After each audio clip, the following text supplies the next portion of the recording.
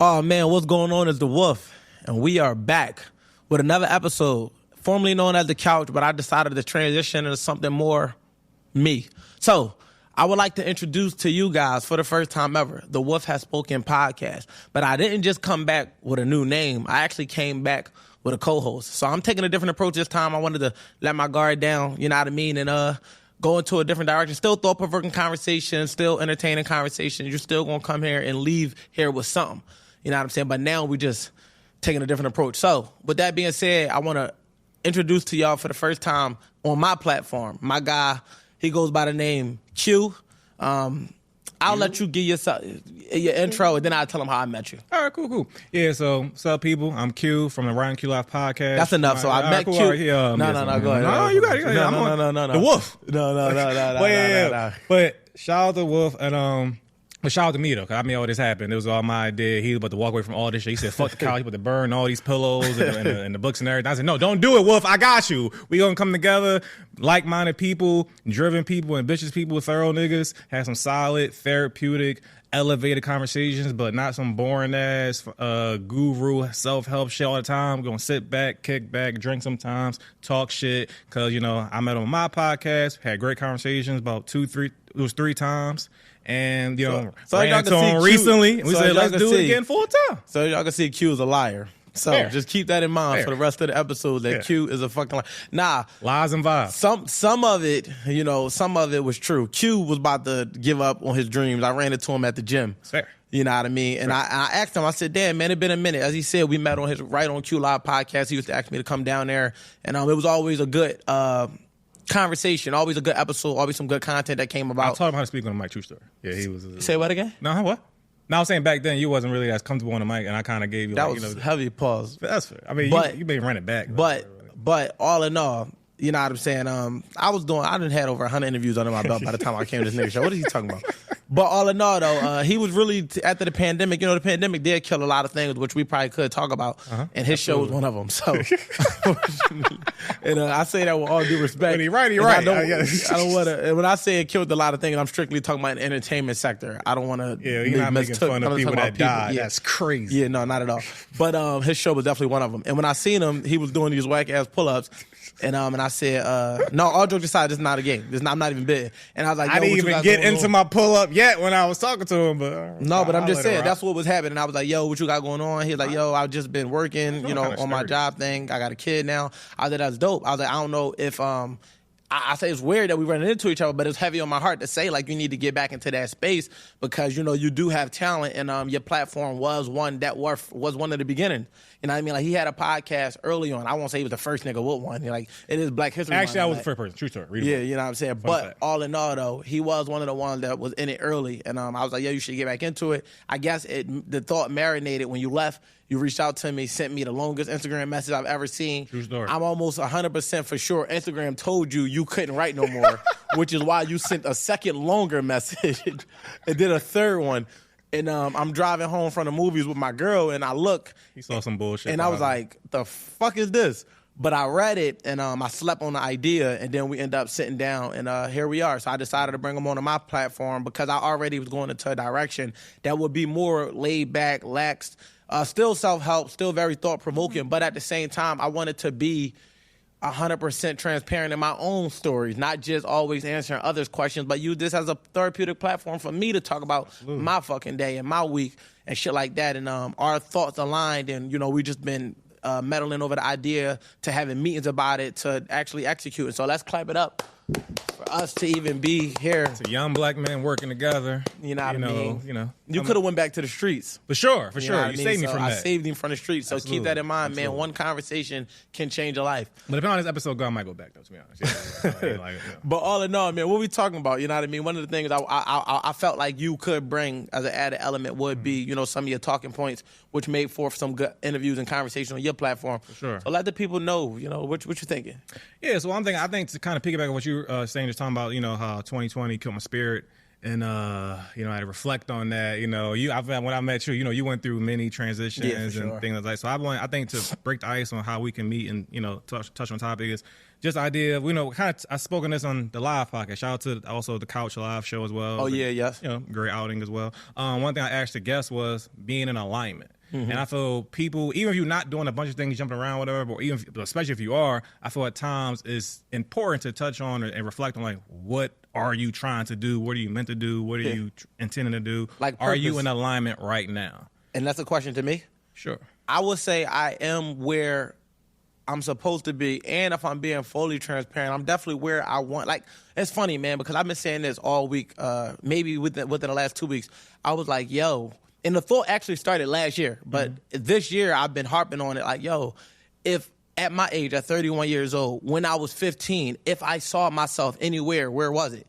With a house, with a family, you know what I mean, in a successful career. Mm-hmm. So I'm living out the manifestation of what I saw as what was the biggest for me as a teenager. Sure. Because my example wasn't billionaire, millionaire. It was middle class, just being completely transparent. Mm-hmm. So, you know what I mean? Even though I felt like I might be growing in the development in every area, financially, spiritually, whatever, I felt like from 15 to now, I accomplished what I saw for myself. Even though I didn't take the path I thought, like I didn't expect it to happen how it happened, but it happened. And it was like in the fourth quarter of my 20s, because from 20 to 29, I literally was doing so much different shit. Mm-hmm. Once 29 hit, that's when I started to slow down, get laser focused. And then once 30 came, now at 31, I'm looking at the materialization and all of the work that I put in. So when you ask me if I'm in alignment, I would say yes. But now my sights are set on something bigger. Mm-hmm. So I'm in alignment with that versus being in alignment, oh, this is just where I'm content,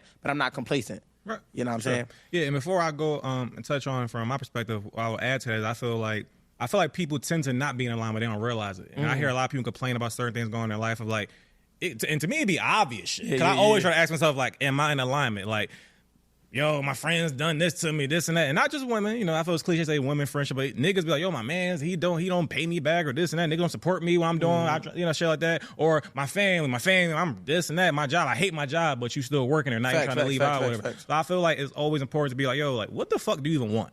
Like, where are you trying to be? Where are you trying to go? And are you doing things that are reflecting those answers? 100%. And it's so funny you say that because that was 29 for me. Mm-hmm. Literally traveled, and I still want your perspective, so don't lose it because I don't want to go too far on a tangent. Literally traveled that whole year. So, quick backstory. Mm-hmm. Moved back up this way from the A or whatever. Mm-hmm. Start completely fresh in the middle room at my mom's crib. And when I first get back, is a sense of embarrassment, right? Because I just climbed, like the success of this first book, Cheating is Not Cheating. Mm-hmm. I'm on TV, they doing all these things, or whatever the case may be. I'm getting all this notoriety. Let's take a shot too while we, you go a pour. Yeah, while the shot, You know what I mean? Cameron, watching while he pour up, make sure he don't slip nothing in my shit. Super crazy. Nah, you know what I'm saying? No, but all it did, that was crazy when I play it back in my head. Yeah, in the home of Bill in the city of Bill Cosby, is crazy. But all in all, though, with that being said, man, I was back in the middle room of my mom's crib, and when I first got back, I wasn't accepting it, bro. When I tell you I'm embarrassed, and this is the house I grew up in, not because anything's wrong with my mom's house, but because of what I expected of myself and being completely transparent, what I thought was expected of me from the the world, right? Because it's like, yo, I can't be. I just had this. I was driving a BMW. I had this. I owned the event space. How the fuck did I end up back here?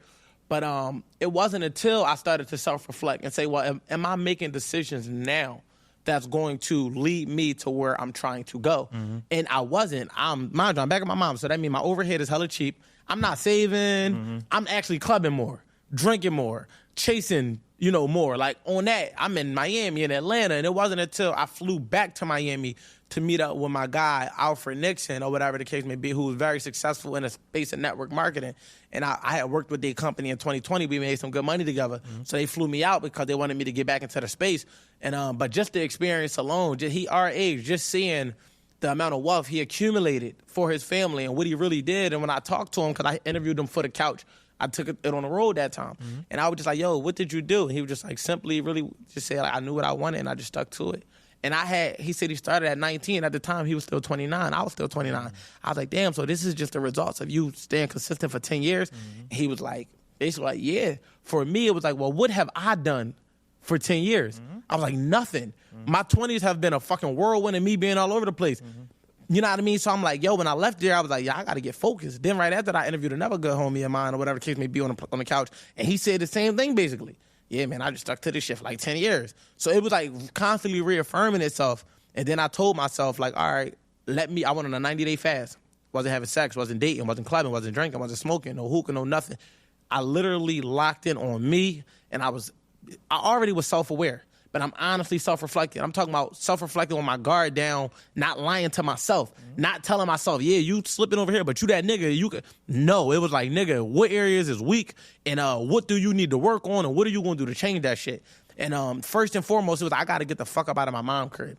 So I can't afford to do all of this extra shit that everybody else is doing, because this right now is why I don't feel like a man, because I can't talk like I'm this big provider and I'm under my... Now, mind you, this is I've always had my own shit. But in this season, I'm at my mom's.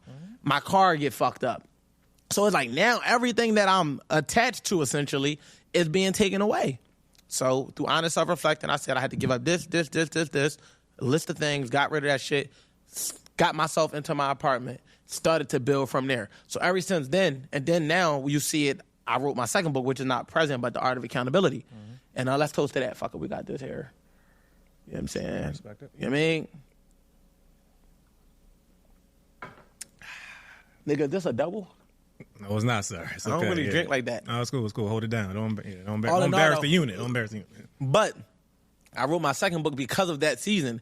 And it made me realize that if and I'm not gonna say I just wrote it for men, but I had men in mind.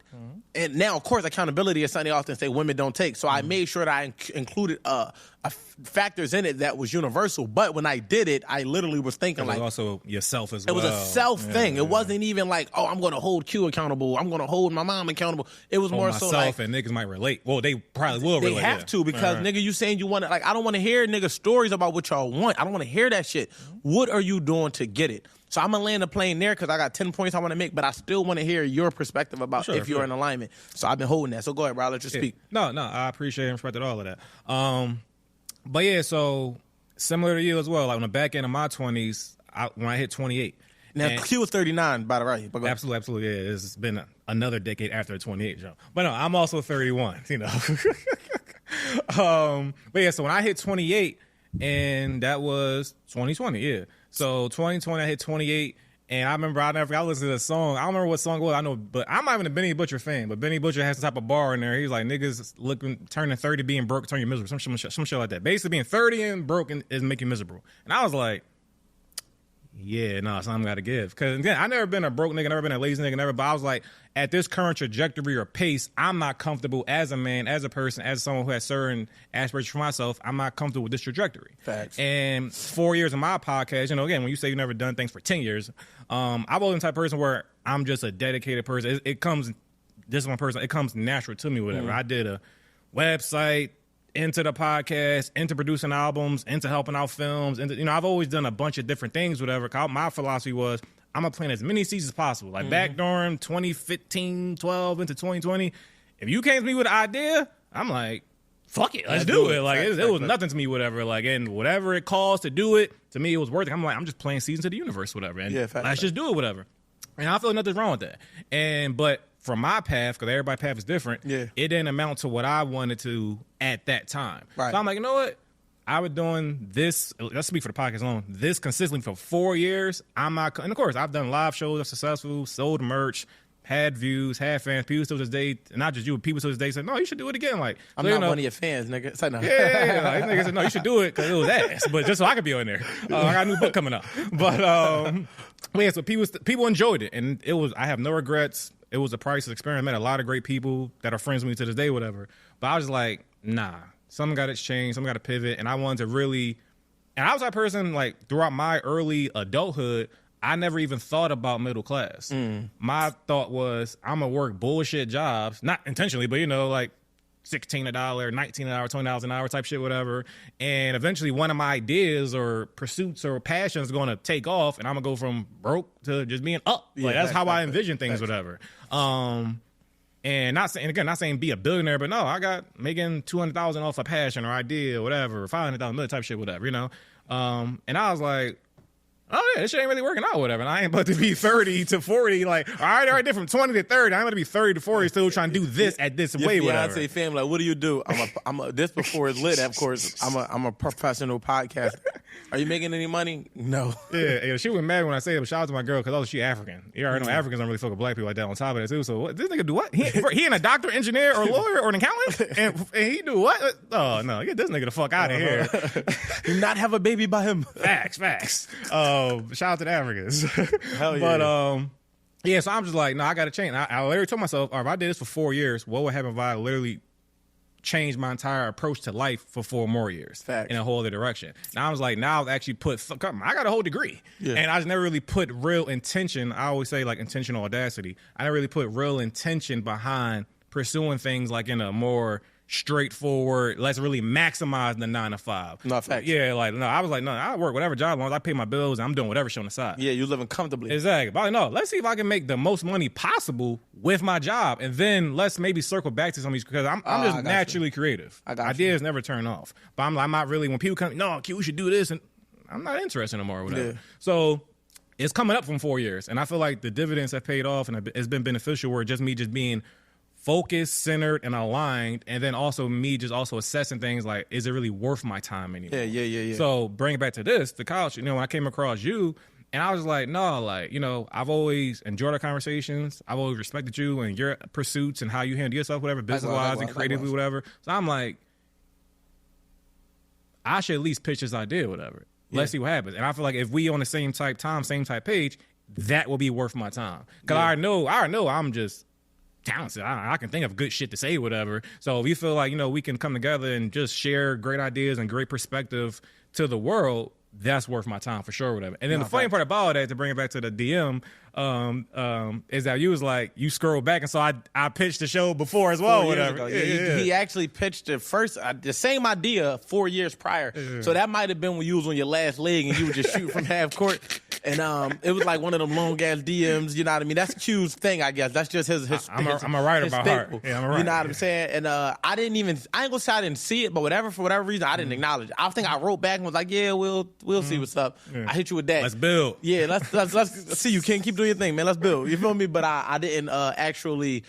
I don't know. I had a lot going on at the time. I was still heavily invested into the music, and this wasn't even a. And to be honest, when you told me about it, I didn't even really remember it, to be honest. Like back then, I planted so many seeds, but to me, like whatever land. Literally, not that I wasn't passionate. I got you. In real time, like, no, this will work. Literally, and even when you remind me about that, day, I'm like, no, that would have worked. Yeah, and now. No, for sure. Even when the people that you had in mind. But I think just thinking about even how you said you just dedicated yourself 4 years to getting that in order. I think that's so important, which is like the aftermath of honestly self-reflecting. Sure. When you really start asking yourself, what do I want as a man? Before I can talk about what I want in a woman, I need to know what I want as a man so that I can know what I want in a woman and extract that out of her right way without it having to come through jumping through a bunch of hoops. And real quick before you continue as well, I just want to add this one thing as well. I had to reflect on myself and be like, all right, like, do I really...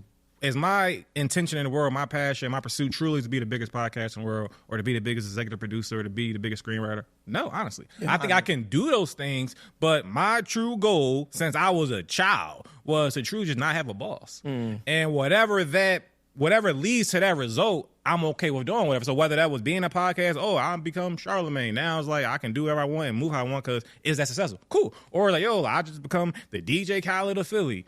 Cool. Like, or it's like, my income has now grown to a point to now where I can take away and invest in other ways, whether it's a property, stocks, whatever type shit, passion projects, whatever. And now through multiple streams of income, now I don't have to have a boss. Exactly. That's ultimately all I really strive for. So when I broke away from that podcast, because it was a weird thing to do something for that long. I had 200 episodes, like do something for that long, and then be like, what the fuck? When niggas was like, what am I without the podcast for? It was a weird thing, whatever. But it became part of your identity. Exactly. I'm like, but this ain't me. Like, no, I'm more than this. Like, fact. Like and that happens a lot. And even to your point, like, that's why I looked at this particular go around as let's just taking one episode at a time. Like, because just within what I've learned and building, I want to, my whole goal and the word for me this year is consistency. It's just like, because I'm already committed. I've been committed to being on top of everything I've done while being consistently inconsistent at everything. Right. So it's like I've done a lot of shit that's seen success because out the gates, anything I do, I'm going to put a lot of time into to make sure that it's successful. Right. I don't go out on luck. A lot of this shit is backed by faith, and I understand that I am favored, but the other part of it is me understanding that I still have to work with favor. Mm-hmm. I don't just expect shit to fall in my lap. But with that being the case, it's also like now this time I'm committed to being consistent. So it's like, all right, you know what, man, let's take this shit one episode at a time, the ups, the downs, the hurdles. And this is just what I want this to look like for me in this season.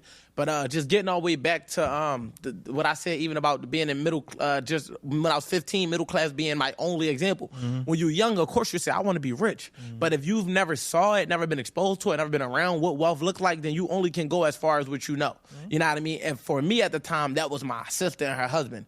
They were the American dream. They had the house. They had the backyard. They had the pool back there. They had the kids by each other. Mm-hmm. They had all of the shit that you ideally would want in the society in which we grew up. Of course. Before everything was the way it was. Now, through my 20s, having made so much money, having been exposed to, having reached certain tax brackets, went back down, mm-hmm. climbed back up. Mm-hmm. Now I see wealth differently, but I had to ground myself at a space that was familiar. So now when I chase, it's from a place that I actually wanted to be versus chasing from just having a luxury apartment, because it's like you spending $2,800, $2,900 a month on an apartment, $800 plus on a note depending on your credit, or combined with insurance. So now we looking at... Always combine it. Don't trick yourself. Always combine it. So now we looking at damn near $4,000 overhead a month. Sure. You know what I mean? So when you do that, that's almost $50K a year in expenses alone. And it's like, nah, how can I make the money I'm making? Because now I got to make $100K to be poor, right? If your expenses is $50K, I want to make the money I'm making, but at the same time, lower my overhead, be in a space that I saw for myself while chasing. Like I just sent my girl a link and said, this is our next home. Now, this house was a mansion. And I'm not joking about it when I say that. And I say that on candid camera because I know that that's what I'm really about to work towards, because I know it's possible. I know I would just, you know how you got all of the tools, you just using them wrong? Mm-hmm. And I feel like that's what a lot of us has done with our finances. We make the money, but you just not doing right by it. It ain't about what you make, it's about what you keep. About what you keep and how you manage what you have and what you invest into. And it's like those conversations didn't matter to me before because I was so invested in my passion project. It's like podcasts cost money. You know, even before they was making money, before all the sponsorships and before this became a main source of media and advertisement, this shit was passion, and it still was an expense. Absolutely. And it's like now, fortunately enough, coming back to the table, we are in a position where the world is more prone and privy to this. The world is more accepting of this. The world looks to this for their source of information. So now it's like you can make money off of it faster than when you was doing your 200 episodes off your iPhone in the basement of them white dudes' crib. Because we got to let the people know where you came from. For sure. Because I see you got your list of questions. But the thing is, bro, all right, we met in our adulthood. I don't know your background.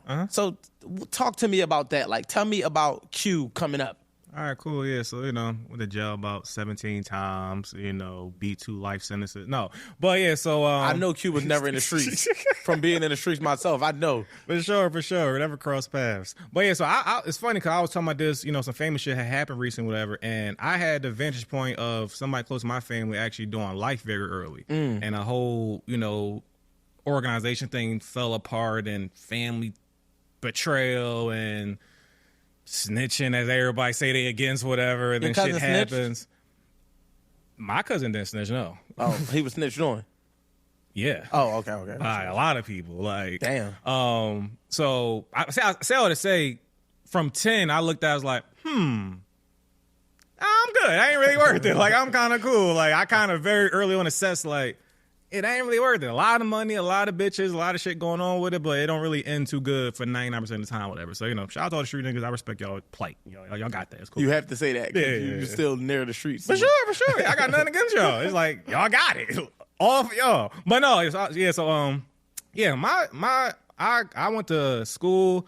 And it's funny. So I was actually telling my man, because he sent me an old video, whatever, when we was in college, whatever. And I actually went to school for broadcasting. And early on, I literally never saw myself ever being on camera or behind a mic. I was going to be a camera dude, do a bunch of shit. And I feel like this is still possible depending on how certain paths unfold, whatever. But one of my goals was to produce like the BET Awards and shit like that. Okay. And direct it, be the technical director of like the BET Awards, because fuck the Grammys, fuck the Oscars. You know, if I had it, it'd be dope. But like, no, I want to do the BET Awards. Right. Back when I was actually like the BET Awards. You know, these days, who gives a fuck? But like, you know, back in 2010, I thought BET Awards fire or whatever. So I don't know if I can be the technical director and Until they produce that start shit. letting niggas like you run it now, it's become what it's become. I ain't niggas like me. Like, Kodak direct that shit now. But but yeah, so I went to school for, graduated, and you know, to your point about just like, you know, growing into adulthood, I look back in hindsight now, and next time I want to talk about kids, whatever. I look back now when my parents, because they never graduated college, their position was niggas should go to college and finish. Like we went, we didn't finish.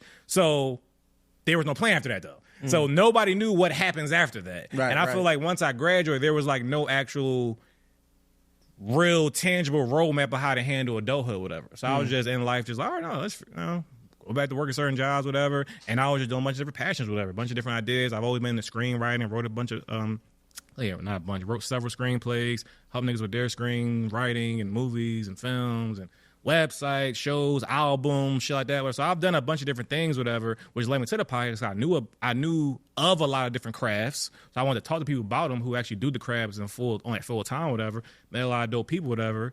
And and back to 2020.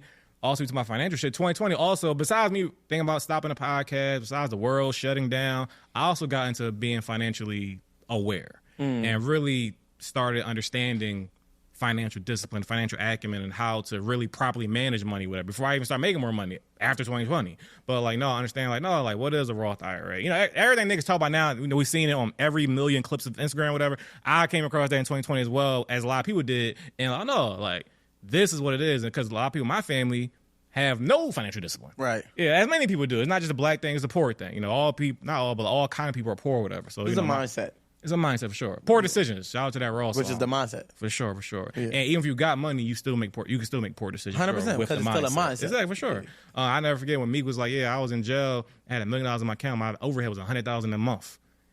And he was like, if I was in jail for that year, it would have been over. It's like, yeah. Like, yeah, because money, like, that shit, you know, and one day is gone, you know, shit like that, whatever. So that's just me, whatever. But about kids, though, I'm curious of your perspective. You know, we often touch on, we often talk about our kids. You know, we both men are present in our kids' life. Whatever. I ain't say it. We both are present in our children's life. One thing I think about myself is, like, my mom was a very strong personality in my life. I can't let that go.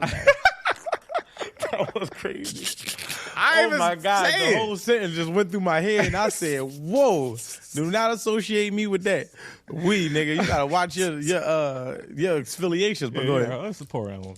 But I'm not taking another shot. It's only 10:56 a.m., Q. I don't know what you're going through in life, but I do not need to be that drunk. Shout out to Ryan Q Live. You ever seen any of those episodes? You know, we have a good time over there. So, you know, I'll drink for him. It's cool. And I'm not a heavy drinker. I'm a social drinker. Clearly. Is that a triple? Like, yo, that's a whole glass? Nigga, shit, I'm still feeling the aftermath of that shot.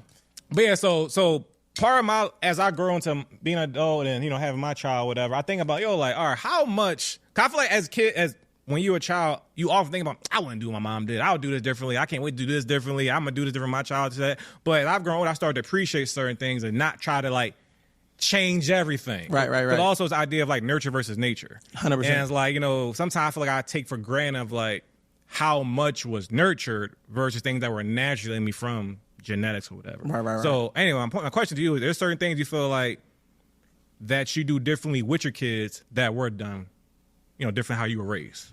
And you know, that's you're intentional about it. So, you know, because some people is like, no, I think it's a blend. I think part of it is just who I am, which is going to be different from who my mother was, and I grew up with my stepdad, who my stepfather was, and the other part, You was cool with your stepdad? Loved him.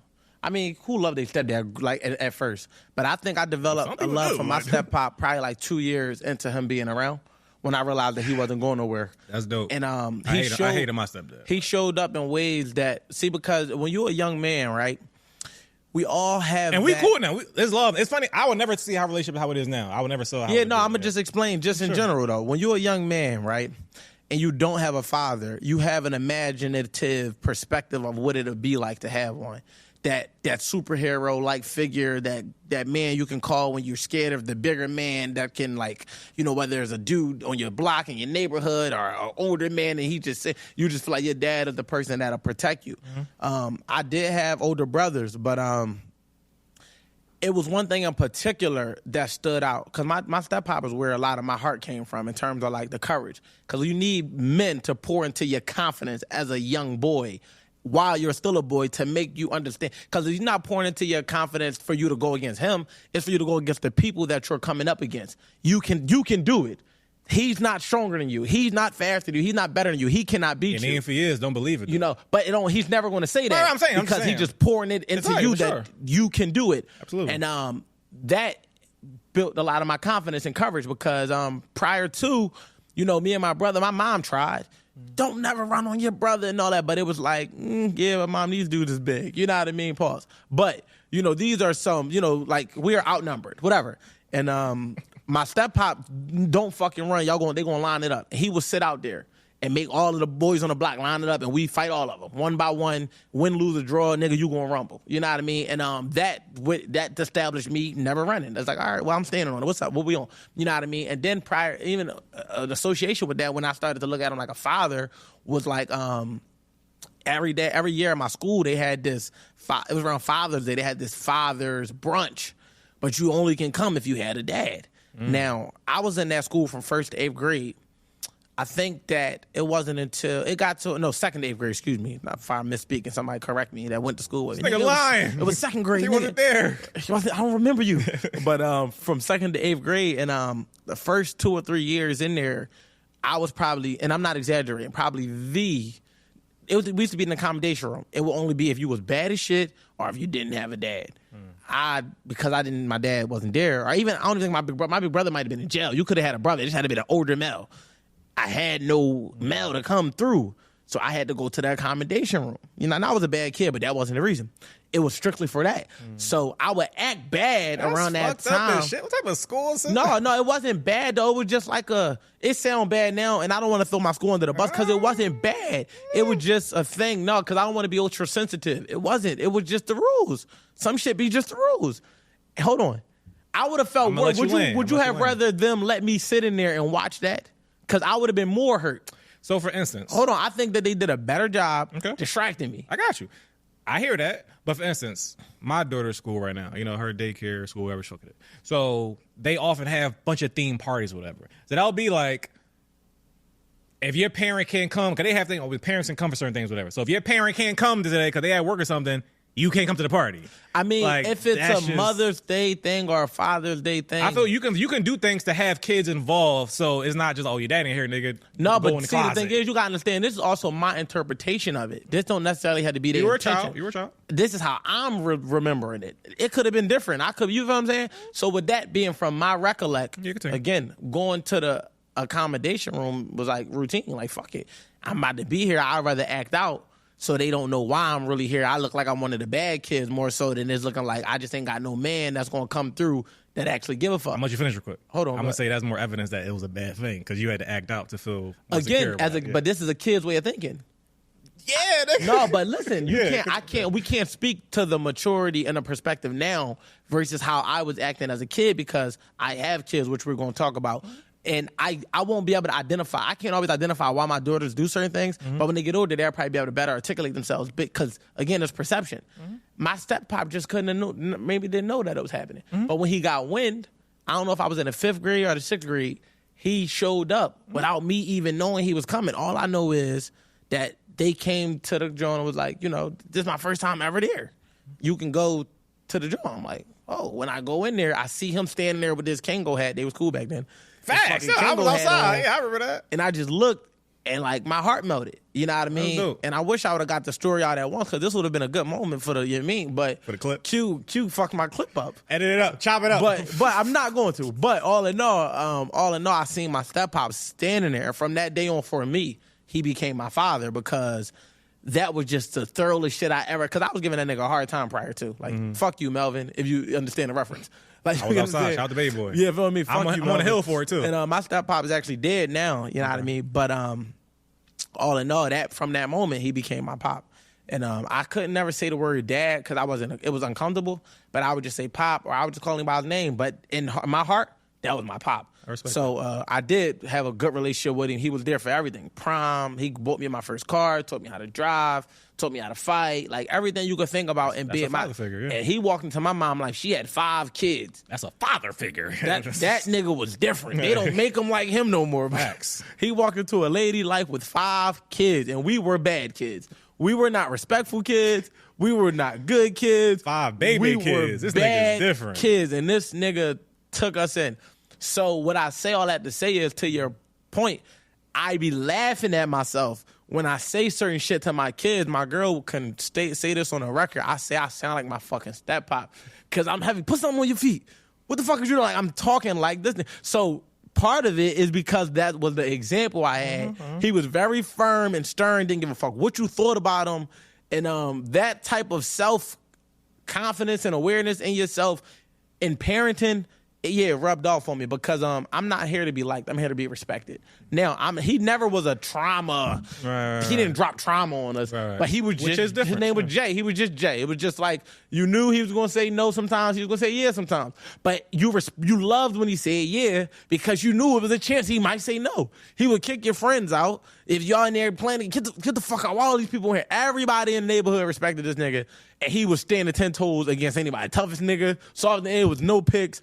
And he just had that walk with him. So a lot of me as a dad now, and I do have a stepdaughter, and I found it comfortably to adjust to treat her just like my daughter. Like, I don't give her the, oh, damn, but this she not really massage. No, I'm talk to her just I talk to them. But as far as in things that I feel like I live in this might sound crazy, I'm in a better neighborhood than I grew up in, right? I'm not even really in a neighborhood. Mm-hmm. I'm in a better county than I grew up in. Okay. I have a bigger backyard. Okay. You know what I'm saying? I have a bigger basement. It's bigger things in my house than in which the one that I came up in. So I would say that I was able to provide a life now that's different. But we didn't want for nothing. My mom did what she had to do. My mom is the best. She did what she had to do. Took care of 5 kids almost by herself until he came into the picture and started helping out. But with the help of both of them, I can see they both rubbed off on me because I nag like my mom sometimes. Like, I'm a nitpicker. Not for nothing. It's like literally, why is this on the floor? Shake my hand, yo. I just want to like bond where I was gonna say I know we both gonna agree on that, but like I be doing shit with my mom as well too. But yeah, like it be for like shit that's it's violent. Yeah, it's like I say I sound like my mom too because when I'm telling you, like, and sometimes my girl peeved me when she say, "Oh, you sound like my bitch." I'm fucking valid though. Like, can't call your lady in conversation, in contact, never like, that's disrespectful. But got you. But all my friends and so all in all though, I get it. But yeah, so I do find myself where it's like my girl leave the curlers plugged in. My mom would have lost her shit, so I lose my shit. Yo, what if like? Come on, today all the lights is on. Come on, like if you're trying to light up the block, I paid electric bill on this bitch. What the fuck? Like, exactly. And I feel like my girl heavy on that. It's no big. It is a big deal to me, and I'll say stop gaslighting me because you don't know how I feel about these things. Like, it's like, don't tell me not to be upset at the fact that y'all are being negligent and careless over things that cost me money.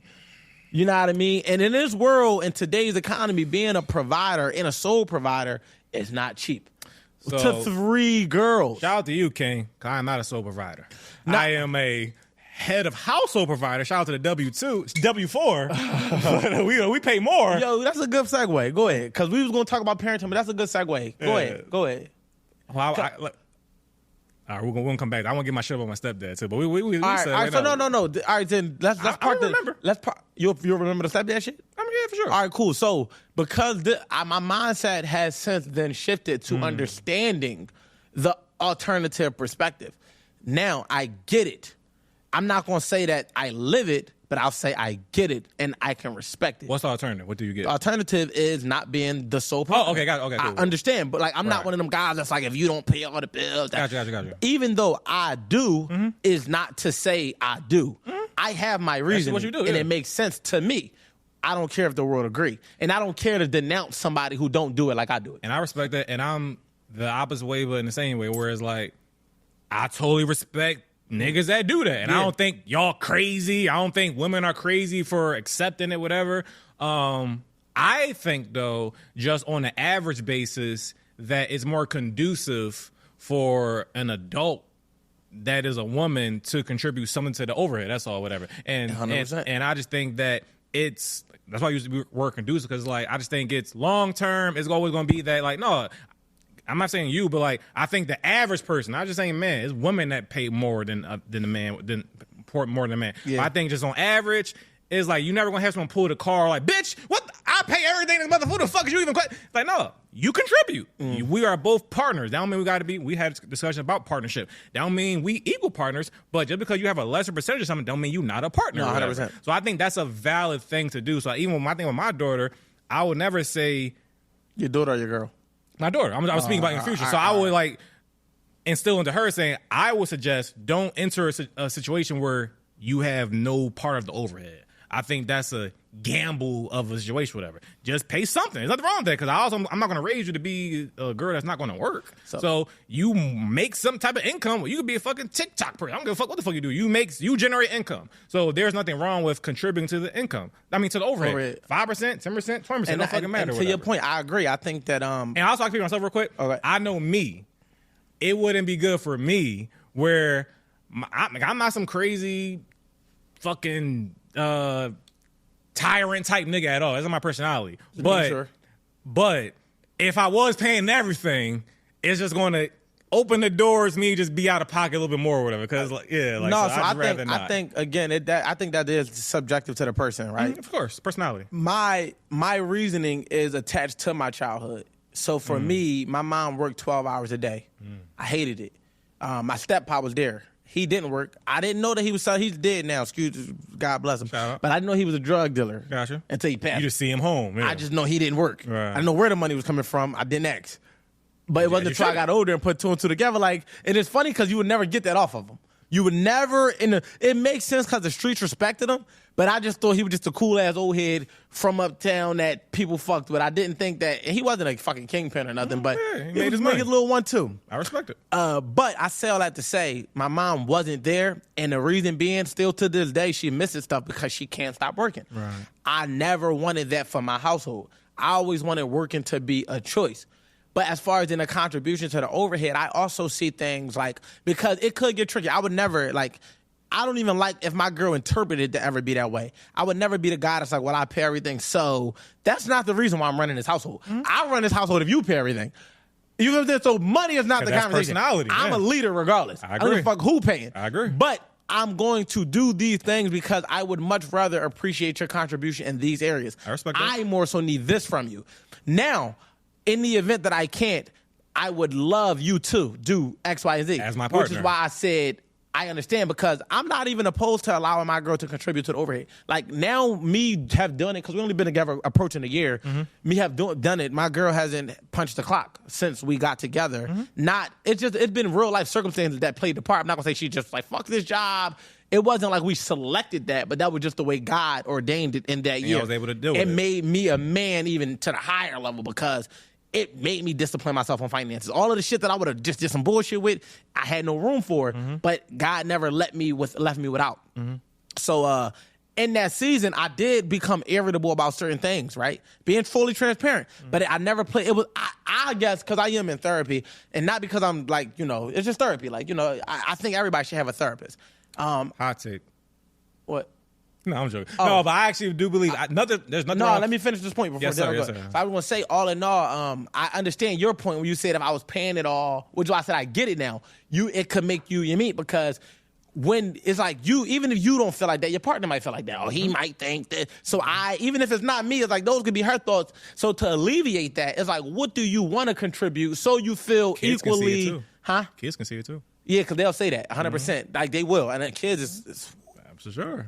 But all in all, it's like it was never an issue. I literally dreamed to do that and was happy that I'm financially capable of being able to do so. That I make a lot of money, so I'm like, all right, it's not really me. But it's like now going into this year, we want to travel more, want to do more. It's like having the extra income, which she has now in this day, it helps. Right. So it's like, it's good. So I get it. That's why I said I wouldn't be ashamed but it just also is a lot. Like, I feel like if I had to choose my a stress that I would like to take on, or even a stress that I would allow for my family to endure, I wouldn't want my woman to have to stress contributing in that way. I'd rather her stress, what you gonna make tonight? Now, if she's so, because this is my whole philosophy too, I don't want to hear you complain about things you chose to do. I didn't tell you had to go work 40 hours a week. So I'm not saying you can't vent about work, but I don't want to hear you complaining about something that you are electing to do. That's like me complaining about podcasting. I'm choosing to do it. It comes with bullshit. I talk on a mic? Damn. I feel like talking on a microphone today. Well, don't do it. Yeah. But if you're going to do it, then at least make the most of it. All right. I got you.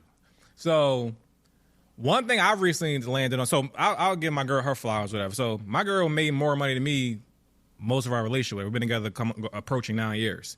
And that's heavy. Congrats on that, man. Appreciate it. You know, we engaged, we get married next year. Can't wait for the wedding. Can I talk?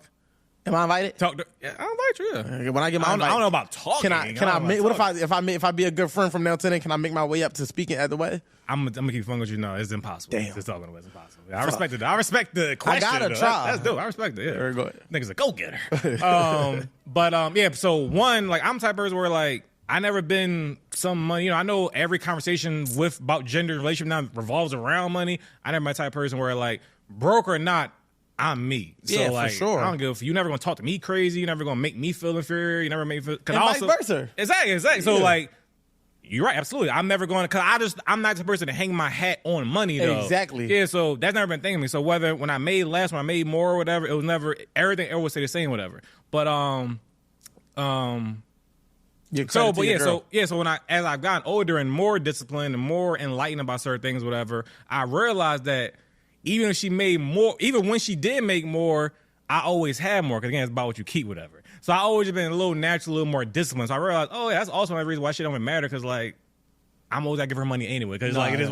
You're still doing for your woman. Exactly. So you still have that sense and I of also believe in that. provision. Where nothing wrong with a man feeling like the sense or responsibility and obligation to provide, regardless of what you make, whatever. I feel we in America, this society, like, men, they're like, women cannot work. Is way worse than a man just don't work. Cause nigga, I mean, go get a job. Like, it's cool. Like, that's because I feel like, I don't care. We're going viral. Fuck your shit off, King. A man, talk to these we niggas. have to find purpose, right? And one of our responsibilities that we were, and I don't know if this was a societal thing or it was ordained just from the beginning of the time for us to provide, which I would more so lean towards the latter. But, of course, society would say otherwise, whatever. Who says a man has to, whatever. But I also feel like women naturally were born with a purpose, which was to bear children. Not saying all women want to or have to, but the fact that they are capable of, even if they just did that, I wholeheartedly feel like being a stay-at-home mom is a full-time job. Even if people feel like, hey, look, again, that's my perspective. I wholeheartedly feel like that is enough. If you so choose to climb the corporate ladder, do you. But if you so choose to not, that's okay as well, because I feel like bearing children and adding to the population and creating new is enough of an accomplishment in itself. So if you decide to go get that degree, go start that 6 or 7 figure business, go become this independent boss, that's your choice. But I feel like if you don't provide, then it's like, what value? And it don't gotta be financially. It's just provide something. You can provide security. You can provide stability. What sense of purpose do you have? Direction, guidance. Sure. So it's like, I feel like, and you have to offer that as well. I don't feel like that's a bad thing. I feel like you should want to do that, because if God wanted us to bear children, we would have been the ones carrying. And it's like, if you, nigga, like, it's a lot to have a full-time gig alone. So if you had to be the one to bear a fucking child, it's like, would you think that that's not enough contribution in the world alone without having to carry a title outside of that? Well, I just know, going through being with a woman who had a child and seeing a woman who had children, that I'm not saying, I feel it's the middle ground. I feel like people who say having a kid is nothing, that's extreme. And I feel like having a kid is a full-time job and is like, I feel that's also extreme if you're with a man. If you're a single mom, I would never wish single parenthood on anybody. That's a lot for anybody. But if you with your partner in the same household and you just don't work, it's like, I'm not going to say that's a full-time job. I'm not at all. And the person who's seen it, my girl didn't work for the first 2 years of our child being born. and I just know that I just did more, which was Oh, fine. no, But time like, out. I let her not work for 2 years. Is it not a full-time job, or is it just some women, because it's subjective, just don't treat it like a full-time job? Because if you are involved and indulge completely into that role, right? For sure. And I'm not talking about doing it alone with a partner. I'm saying like you're literally on top of it. That shit can get drained. If your woman is taking care of the house total, that you included, you don't think that's a full-time gig? If you with your partner in the same household, it's not a full-time job. I ain't gonna lie, bro. I tell you, my girl ain't have a gig for the last year, but cooking 3 meals a day, washing clothes for 5 people. Okay, so that's a full-time all right, cool. Like you said, gig. also, the dynamic of the household is subjective as well, where I'm a person where I contribute in certain ways where I definitely wash clothes. I mean, I do. So wait, let me get. Okay. All right, I'm sorry to cut you off, but again, I think that because before we were together, I washed my own clothes, do all that. I'm not saying like that, but I'm saying even alleviating me of having to, because I don't feel like just because you could don't mean you should. I think the best person for the job should do it. If you're the better cook, you should do it. If you're better at being neat and folding clothes and you have the time, you should do it. If you're the more nurturing, you should do it. Just because I think that society has made it a thing where they confuse equality with the same task. No, we offer it could be a different but equal value. I don't have to do what you're doing. And I think that's why I hate the word partner and teammate, because no, people want a relief. You want to not do your responsibility. It's not saying you want a partner. A partner is, what do you have that I don't have? A teammate is, what can you offer that I don't offer? A relief is, I don't want to wash the dishes today, you do it. I don't want to wash clothes this week, you do it. I don't want to cook tonight, you do it. That's a relief. That's not a partnership. Now, if we equally are invested in those ways where it's like I equally enjoy it as much as you equally enjoy it, then come on, let's do it. But if we talk about a partnership, if you good at the on-screen production and I'm good at post-production, I'm never about to do on-screen production because that's not the most valuable and efficient use of my time. So to that point, so if you are good at washing clothes and that's what you like to do, then by all means do it. I am good at it, and I actually am about to start washing my own clothes again because I prefer things a certain way and I don't want to complain. But that's to each his own. I would not be mad at the guy that said I'm never washing my clothes. Why? Because I'm not going to look at him like he's lazy for not doing it. He might just understand that he's not that good at it. And when you understand and being self-aware and knowing your strengths and your weaknesses, the best way to run a household is to everyone's strengths. Having 3 kids let me know that. All right, look, this kid, she don't want to clean, so she's going to half-ass this shit. But my baby daughter, her little helpful self, she's going to make sure she pay attention to detail. This one right here don't mind doing this, but she hate doing that.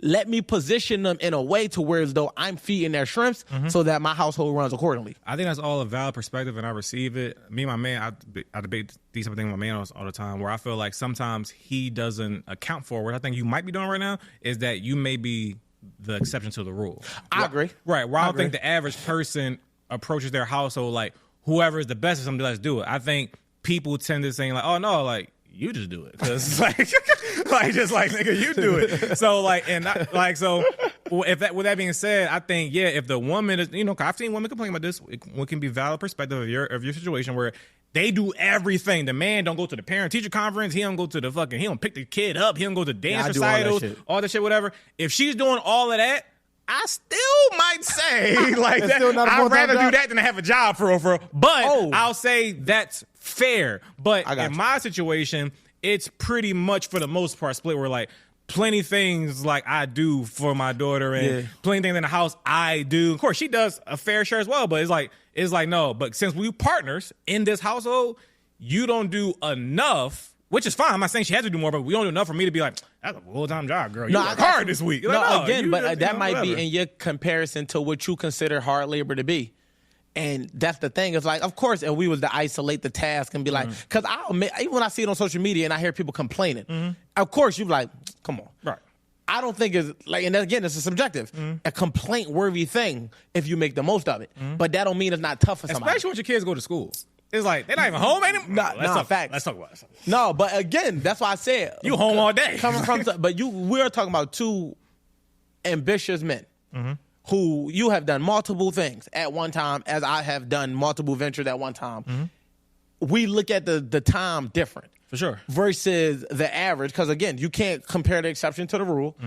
If you stay into the rule itself, most people don't want to do nothing. For sure. So anything is too much, right?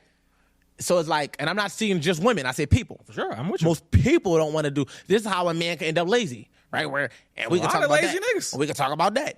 But it's like when we talking about just in acknowledging of the responsibility, even though and sometimes I'll be thinking like before I was in a relationship, yeah, I was cooking every day, cleaning every day, washing my clothes as often as I needed to, making my bed every day because I built myself to be that type of man. But it still feel good to not have to do it. And it's like, yo, I'm telling you, bro, like one time my girl had started this job for one day. Like, no, not her doing the job for one day. The job was only one day. I'm saying for me, for the first day when it happened, I was so on routine of having her cook me breakfast that I stayed in bed I had a mild depression.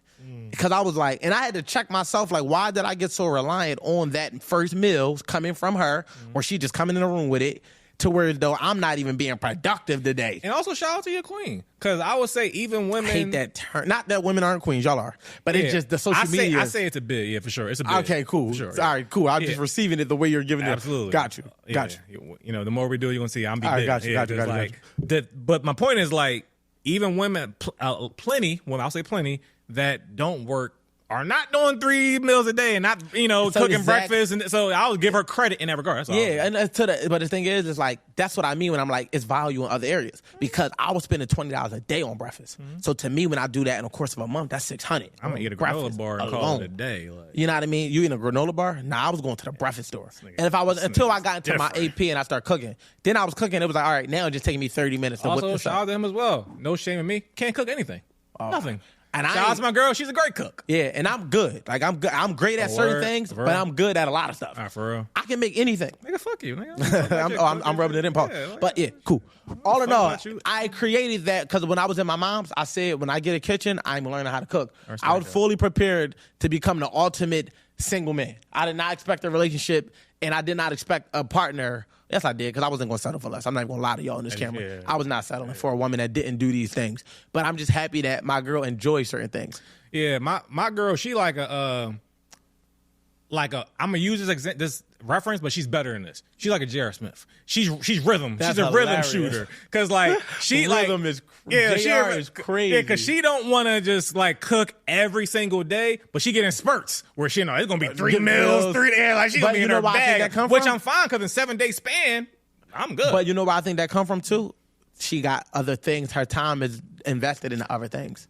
And I'm not saying that my girl isn't, but I'm just saying when they're home and you're saying there's not much going on, they have more energy. Because I remember when I wasn't taking clients and I was writing a book, and this is a little X-rated, but I had more like of a sex drive. And like, you know what I mean? Like I'm probably cooking her 3 times a day. Like as much as she cooking for me, I'm cooking her. I respect it. And when I was done writing the book and I went back to work, yeah, the cooking went down. So I am expecting a downturn in that energy because she's back working. You know what I mean? So it's like, we'll see. I received that. But remember, she didn't work for 2 years.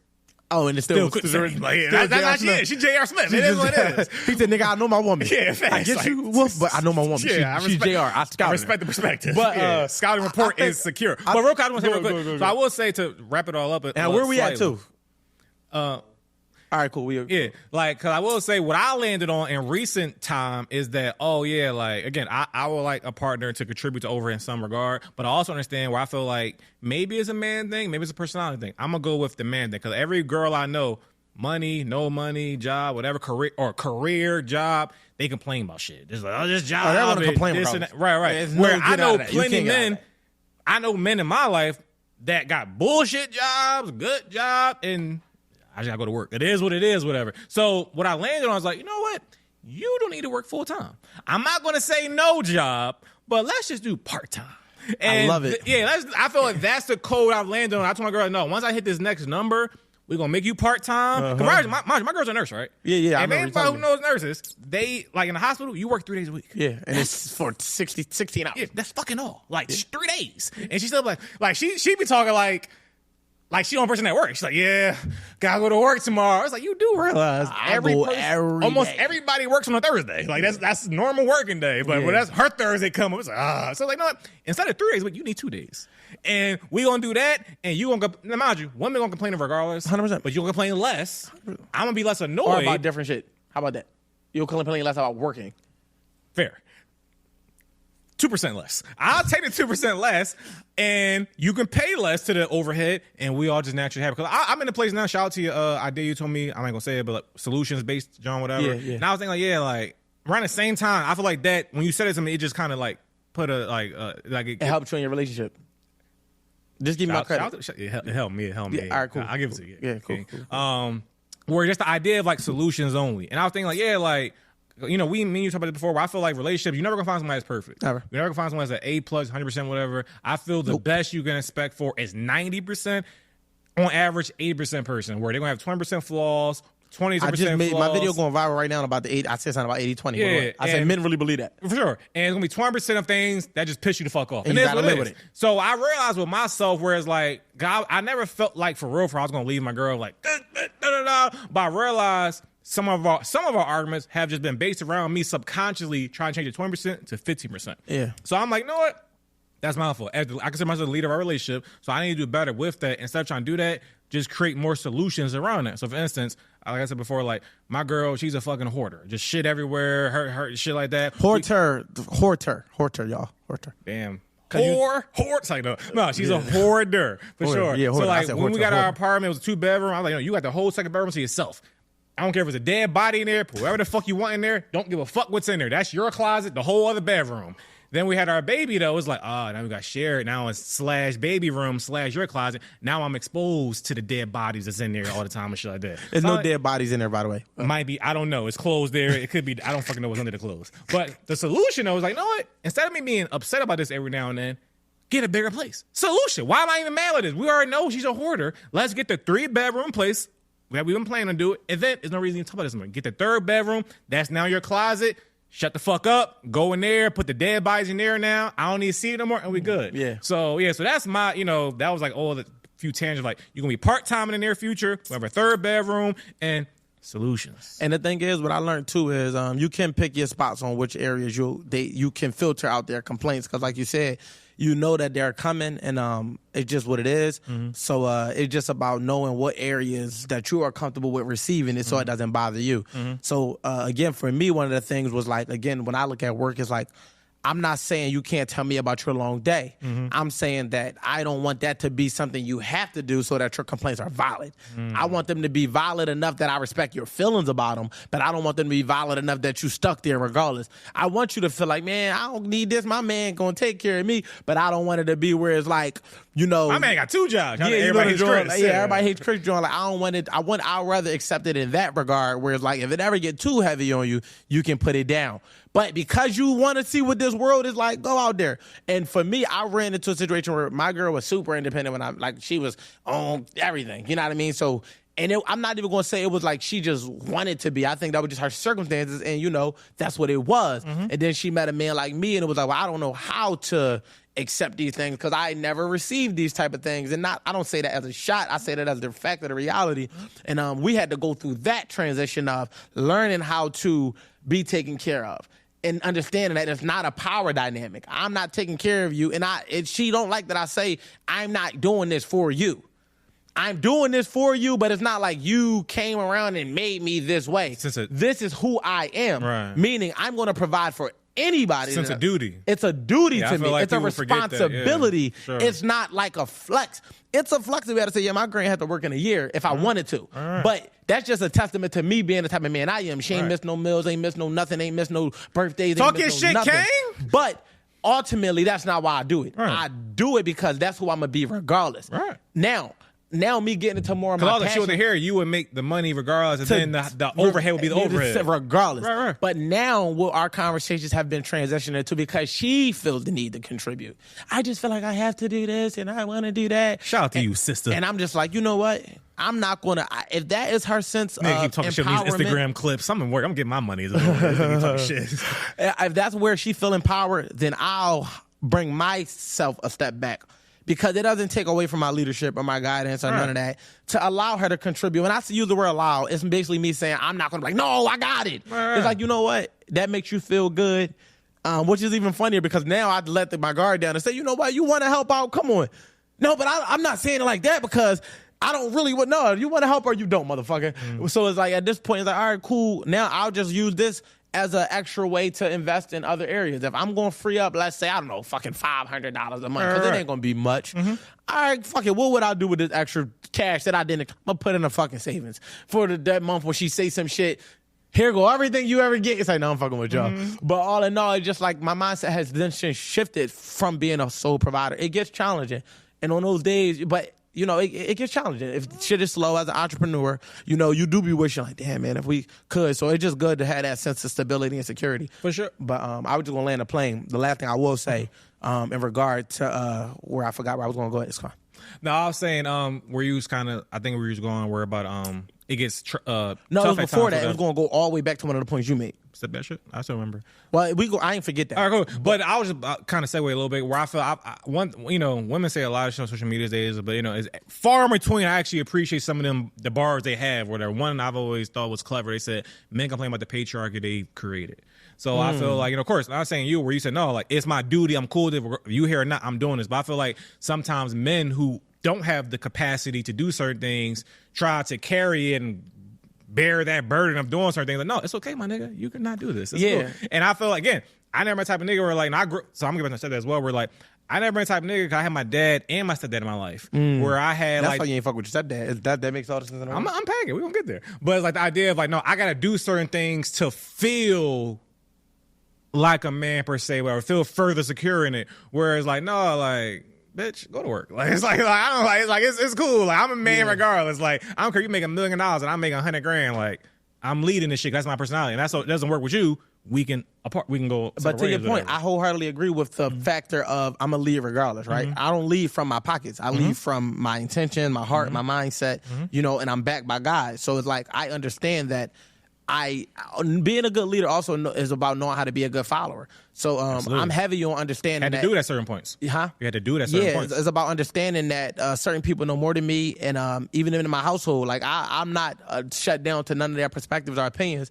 You know, I just know that in certain decisions, emphasis on certain decisions, I'm going to have final say because when all said and done, it falls on me, nobody else. And this isn't a financial thing. This is the well-being, the welfare. This is the everything, the operations. It falls on me. So because it falls on me, that's why I'm having final say. As far as in a patriarchal society, I don't study that topic enough to go too in depth, but I do understand the concept of it.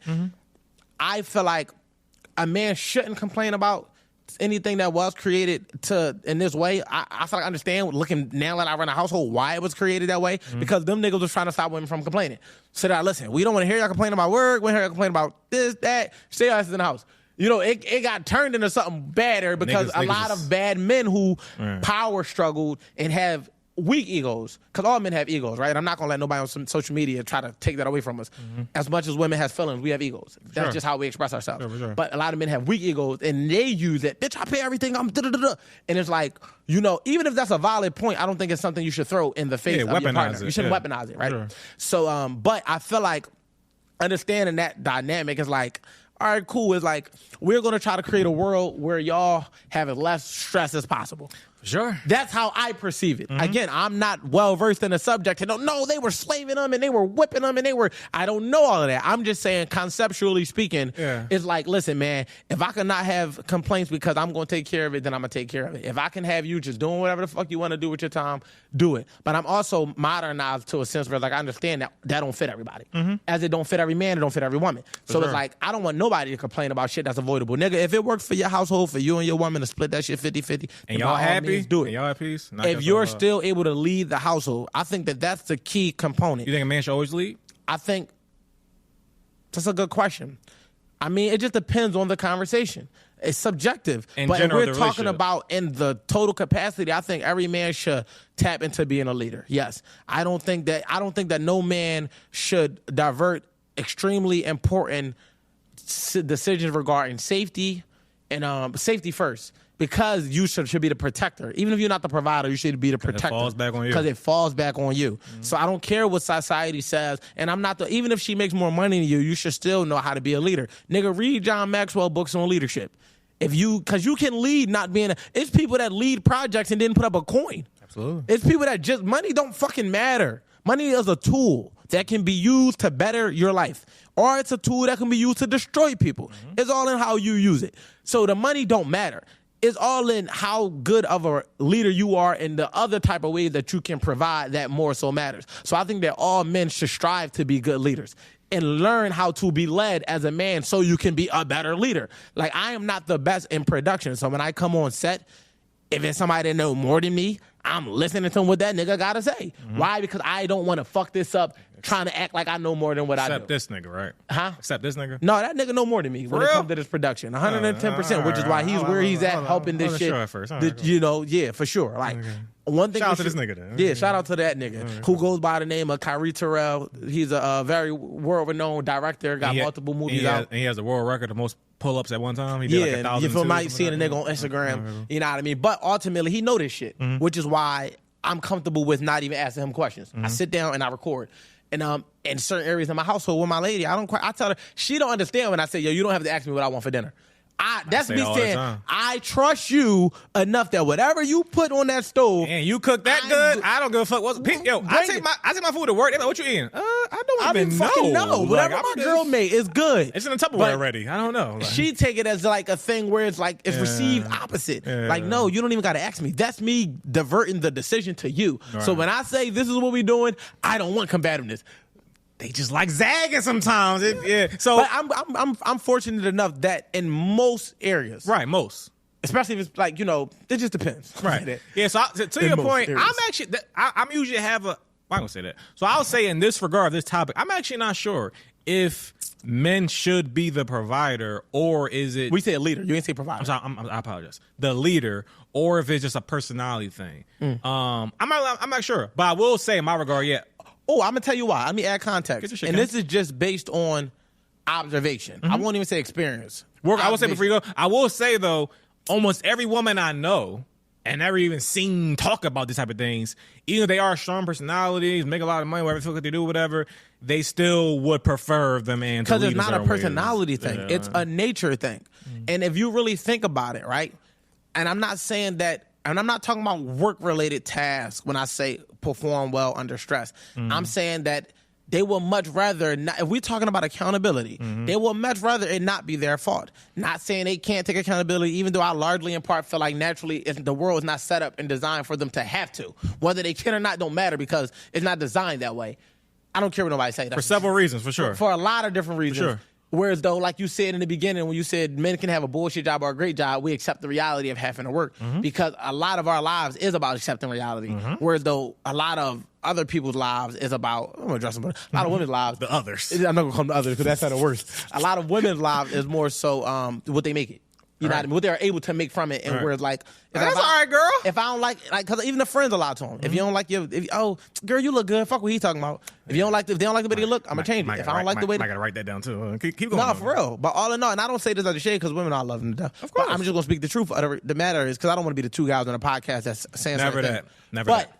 All in all, niggas be on bullshit too. Getting back to the whole nature of it is like they would much rather the tough decisions be made for them, even if it's food.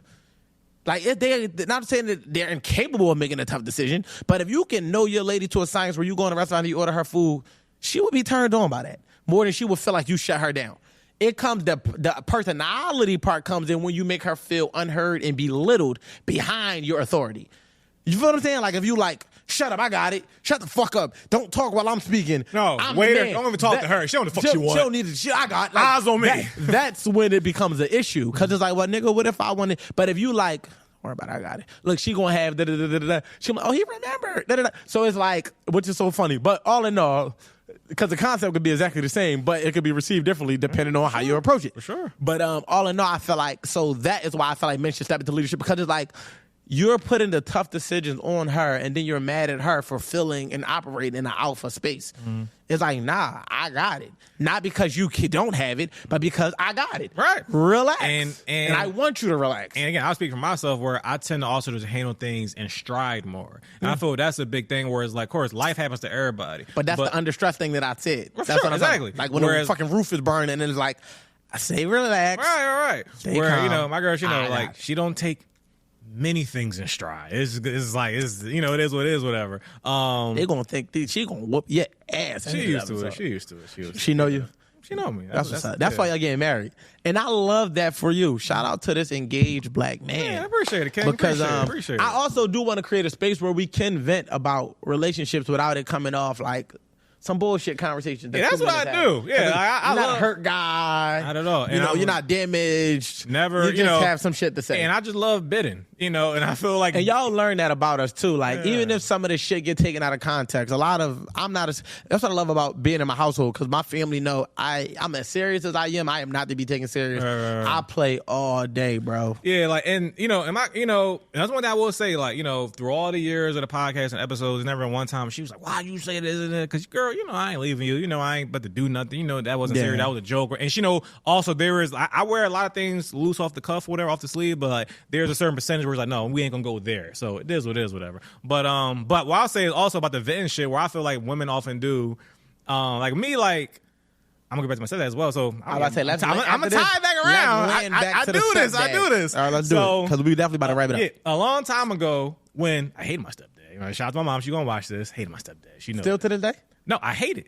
Past it. He's still alive? He alive. We good now. It's funny how life goes. We good. Hate this nigga. And it was because I was the only child, only son. Nigga was just fucking asshole. It was what it was, whatever. My mom had other boyfriends. The nigga was cool as shit. Shout out to Sam. If he watches one day. Sam was cool as shit. Insane. Yeah, but my stepdad, fucking asshole. It is what it is. What's his name? Andre. Because Sam got Sam and Andre, if I am profiling and I knew of a nigga named Sam and I knew of a nigga named Andre, I feel like I got a profile what I think Andre was. And I was so cool with Sam, right? I remember my mom, relationships. But Dr. Dre, nigga?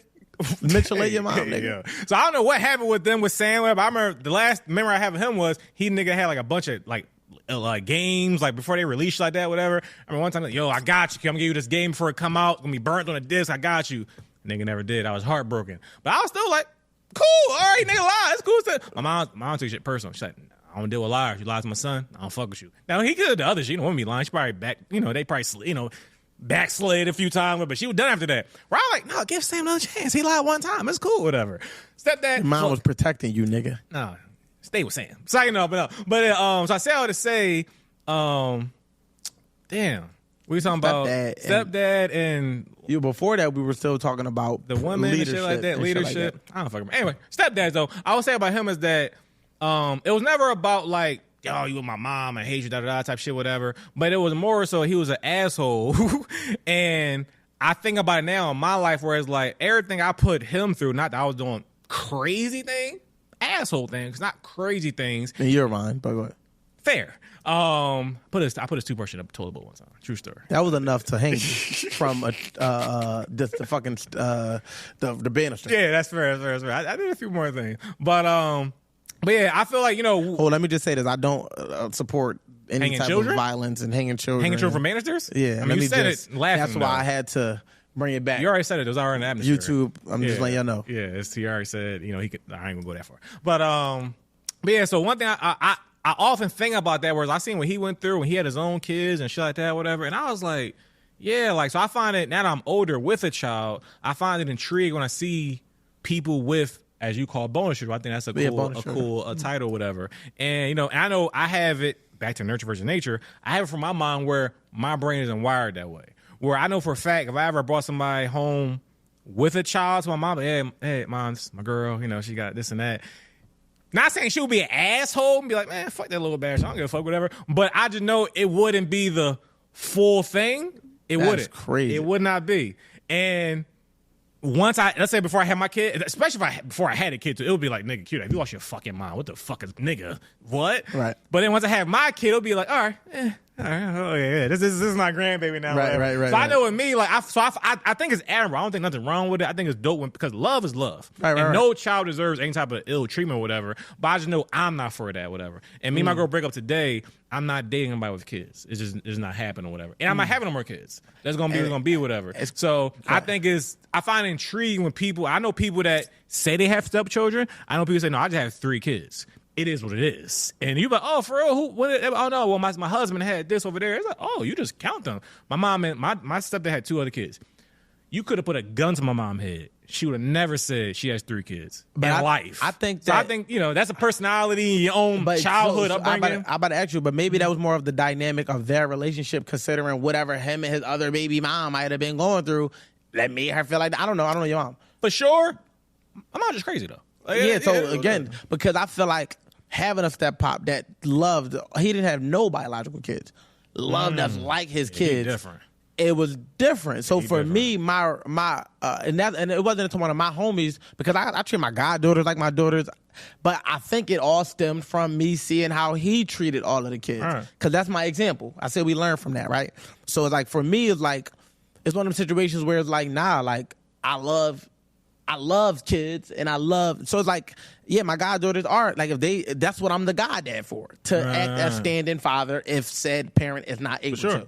Same thing. So stepping up in that position to do for my bonus daughter like I do for my daughters, I never want that dynamic to be like, well, those are my kids and that's her kid. It's like, nah, if we're going to blend our family, we're going to blend it. You know what I mean? Once you blend something, it's blended. You literally cannot blend a smoothie and then separate the pieces to it to figure out what's what. You just know it got bananas, kiwis, strawberries. This nigga's good. You know what I mean? So no, for real, but the thing is, you're not also presented with that. You don't love a woman that has a child to even know how you would feel. You're closed off to the concept of it, so you're not even going to allow yourself to do that.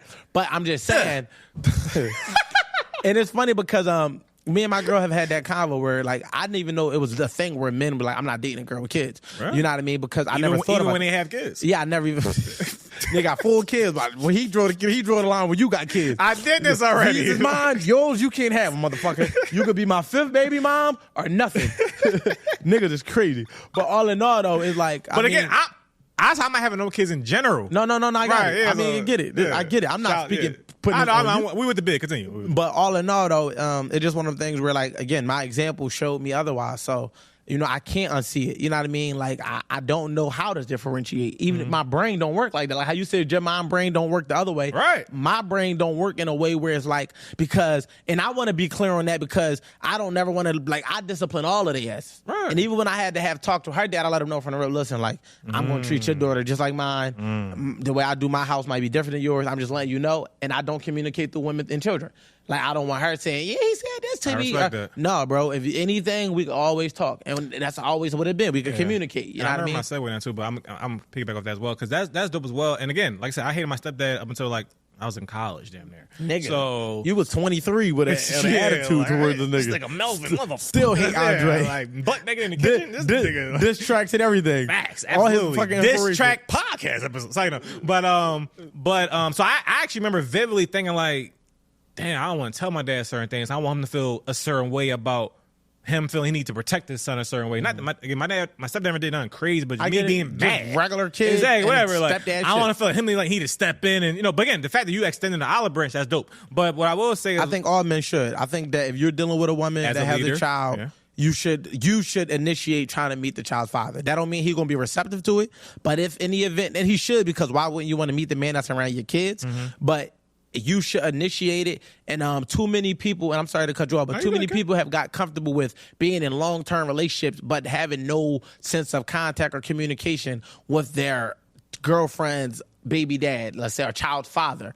And it's like, now y'all don't even know how each other think, move, and operate. So it's a bunch of mystique there. And it's like, you don't want your first line of communication to be because of an issue. Yeah. You would rather much break the ice on solid term. Look, what's going on? Nice to meet you. I'm the guy that's around your child. I'm just letting you know this is how I do things. But I can rest assured that your child will always feel safe, protected, and comfortable around me. Meaning, I'm not going to make your child life harder. I'm not going to never make them uncomfortable. And you ain't never got to worry about if something happened and I'm there, me letting it happen to them. Because I'm going to treat them the same way I'm going to treat my kids, because that's who I am as a protector and a provider. Now, with your blessing, I want you to understand that this is what I'm on. I'm not trying to take your spot. I'm not trying to be you. I'll make sure she know, and I'm pretty sure if you're around, she knows exactly who you is. But this is who I am, and I'm not going to not be me because she's in my household. That's thorough. And once that convo is had, it should be a mutually aligned respect. And even if you and him choose to never communicate again, he at least knows how you think. So in the event that something happened, he can call you, yo, bro, damn, my daughter said that this happened.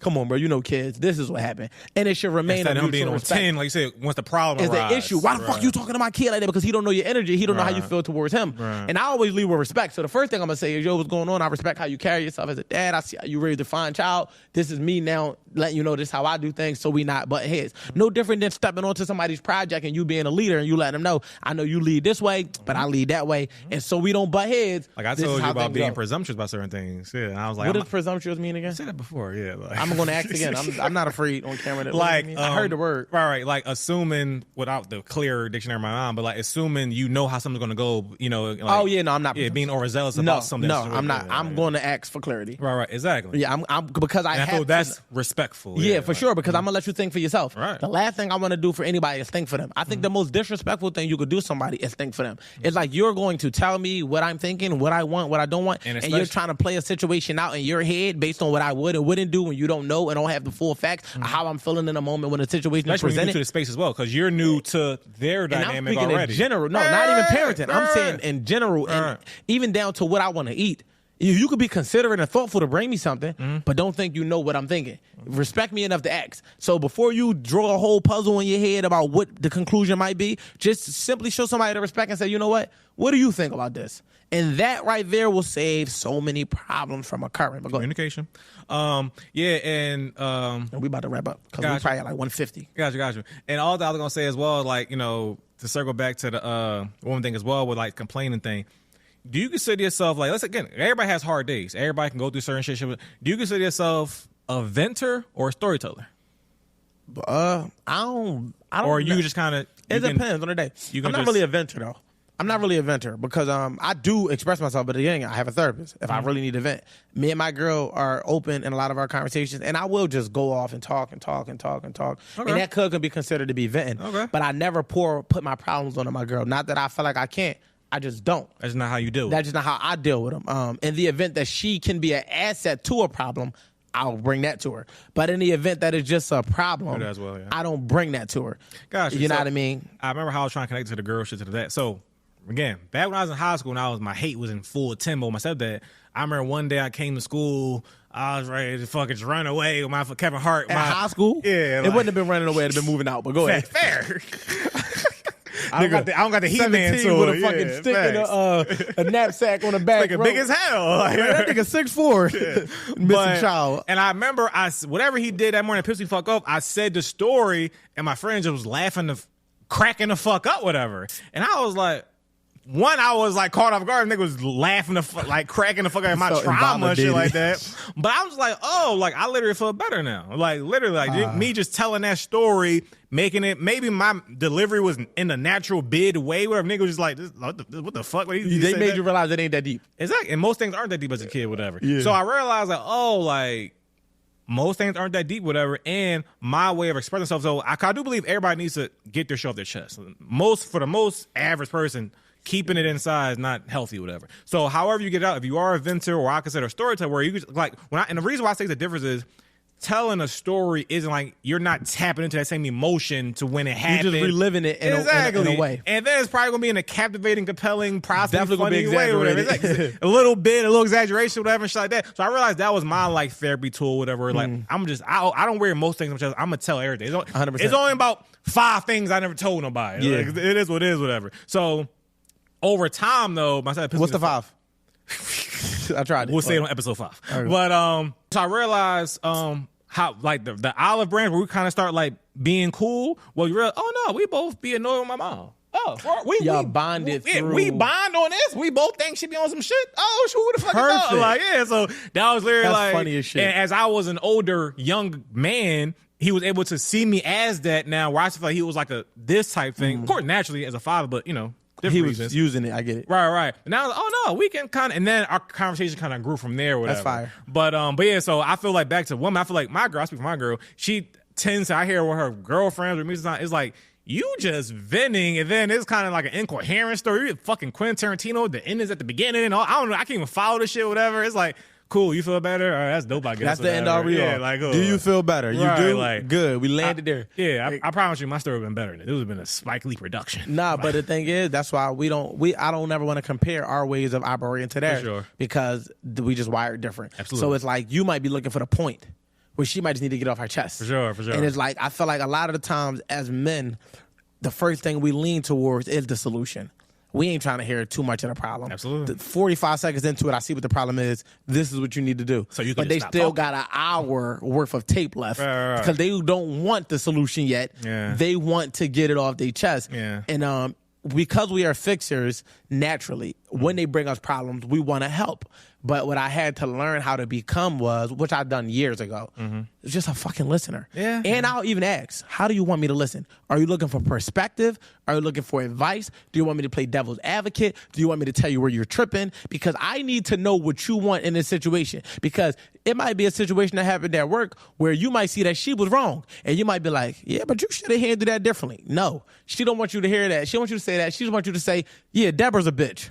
And that agreement that Deborah's a bitch is enough to make the situation never come up again. But the moment Solutions you see only. it from Deborah's perspective, solutions only, yeah. but Deborah only said that because you did that. Bitch, now you side with this bitch. Yeah. Now it's a bigger issue because now instead of her coming to you to just talk about Deborah, you made her y'all beefing realize about Deborah. Now you made the beef with Deborah bigger because you should have just said Deborah's a bitch. And I learned to just sometimes say, you know what, Deborah's a bitch. And I respect that and receive that, and I can admit that I'm not as good with that. I mean, I need to work on that where There's a book on it, so I'm gonna put you on. Oh, it's for like real? the 6 effective ways that I I study think communication. one of your books. I was say No. I mean, all the books I read contributed to my book, but I read a book on becoming a better communicator and Yeah. understand it because I wanted to be a better communicator. And it's funny because this book wasn't even written the best, like because I write books, and I'm just like, there's so many fucking errors in this book, but the points were made.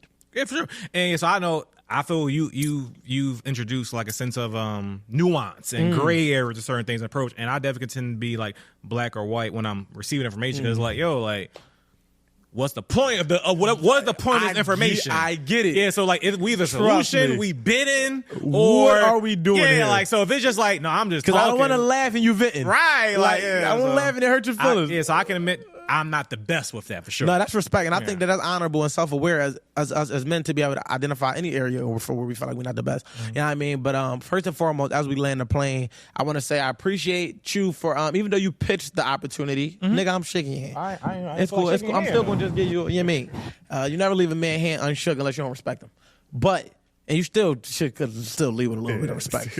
But you might get my pound or something. So, you know what I mean? But all in all, appreciate you for being persistent in this approach Absolutely. because I was definitely coming back to film and produce, and I was just going to do it by myself. Never wanted to never wanted to have a co-host for the reason that a lot of my endeavors have ended because of other people. People's drive, their determination lacking, their life. And it always have halted. I allowed it to, taking full accountability for the fact that I could have kept going and I didn't because I'll get so indulged in creating a team that once the team break up, I'm like, man, I'm doing something else. But in this particular Kyrie space, asked to leave the Cavs. Like, nigga, what the fuck? Nigga, now I'm retiring. Fuck it. I'm Brown. I'm retiring. But in this particular instance, I told myself, regardless, nigga, you can go get a full-time job as a fucking pilot. I wouldn't care. I'm continuing. But I want to see how long this can last. It's a pleasure to have you. Honor as well because I do respect Likewise. you as a person and in this space. And I appreciate what you're adding to it. So this is our first episode. We'll take it one at a time. If Q not here by episode 11, y'all know what happened. But God willing, we still rocking and rolling. You know what I mean? For sure, absolutely. Yeah. I'll just say that before we land. If you got any closing thoughts, let's do it. Yeah, I'll say I receive all that. I appreciate it. It was dope. I respect it. And I will say I feel from my perspective, you can have your own thoughts, where I feel like in the beginning we was like subconsciously, whatever, indirectly it was like rhythm building, and then I feel like that shit start clicking. Like midway, quarter way through, whatever, and it was In the flowing episode or in life? in the episode, like literally, right, like yeah. also our past conversations, whatever, but I feel like even this the viewers will tell us, whatever, no, that shit was ass and keep building. But I feel like halfway, quarter way through, we started flowing. I didn't even have to literally look at my phone because it was already in my mind and this and that, whatever. So I definitely think I thought this was successful, refreshing, Yeah, for sure. productive, For sure. and just dope. For So sure. I enjoyed my time, and I appreciate. I'm glad we came together. It's been a short time, long time coming. Yeah, it's definitely going to be a long time coming. Make sure y'all go buy my books. I don't have the Art of Accountability present, but we do got Cheating Not Cheating on cam. And make sure y'all go check it out. It's available on the wolfhasspoken.com. If y'all looking to advertise on the Wolf Has Spoken podcast, formerly known as The Couch, just feel free to reach out to me, RQ. We definitely are taking sponsorships. We definitely are taking people that's looking to advertise. And shit, these could be your pillows sitting next to me next episode. You got some pillows. Let me know. It could be your liquor. It could be your book. You know what I mean? If you watching this, it's Your meant for you hoodie. to see it. It could be your hoodie because this is shout out to Iconic, the brand. She definitely laced me. She always laced me with some good fire merch. Whenever I'm filming, I just got something important to do. She never lets me down. Make sure y'all go follow Iconic the brand on Instagram. Super dope brand. She a super creative person. The quality and the material is super dope. And I paid for Q's clothes because it's like my nephew. So sure. I'll be looking forward to. I came in the old Dickie set, the baggy one, not the skinny And one I either. said, take them to Target. For sure. Lace them. State property jacket. The best dad shit you can find. Get it for him. Now, all in all, though, this is Fake Easy still. He got this. yeah, for sure, fake. Former Straight Mills. off one of them websites. For sure. All in all, but no, Q. We like I said, we didn't have a relationship growing up. We only ever communicated in our podcast. So this is us really. Y'all gonna watch us build as we're building. I don't know this nigga like that, like respectfully, and this nigga don't know me like that. But it's weird because, like he said, we clicking and I feel dope with the chemistry that we're creating. So sure. some of his perspectives and mine will differ for that Absolutely. reason. And this is another reason why I'm happy to have you here because I respect your perspective. So let's do it, man. See y'all next time on the Wolf Has Spoken podcast. And we out. Follow us on Instagram. It's going to be listed below. Let's get it. All right, y'all.